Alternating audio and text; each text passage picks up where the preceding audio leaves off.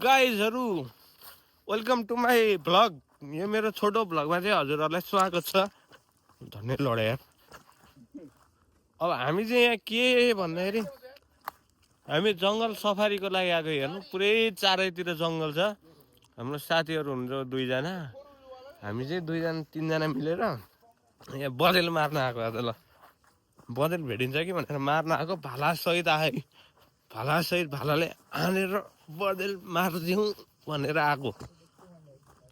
अहिलेसम्म भेटे होइन। अहिले दिउँसो चाहिँ साँझ भएपछि अब 1 घन्टा जति हामी यसरी कहाँनिर छ बँदेलको गुफा पत्ता लगाएर अनि त्यसपछि हामी चाहिँ बँदेल मार्ने प्रोग्राममा लाग्छौँ। यो चाहिँ साह्रै रमाइलो ठाउँ चाहिँ घाम लागिरहेको छ, उज्यालो छ है।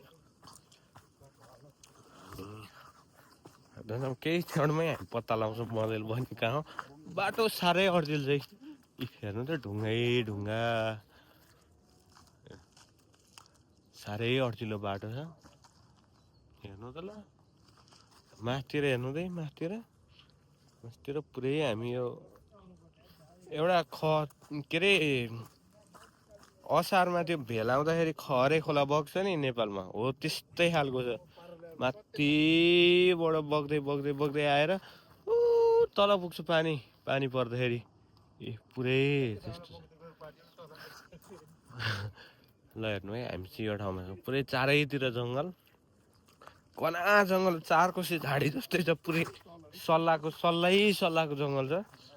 यहाँनिर बँदेल लुक्ने ठाउँ हामीले खोज्दैछौँ क्या। कालिज पनि भेटिन्छ यहाँ।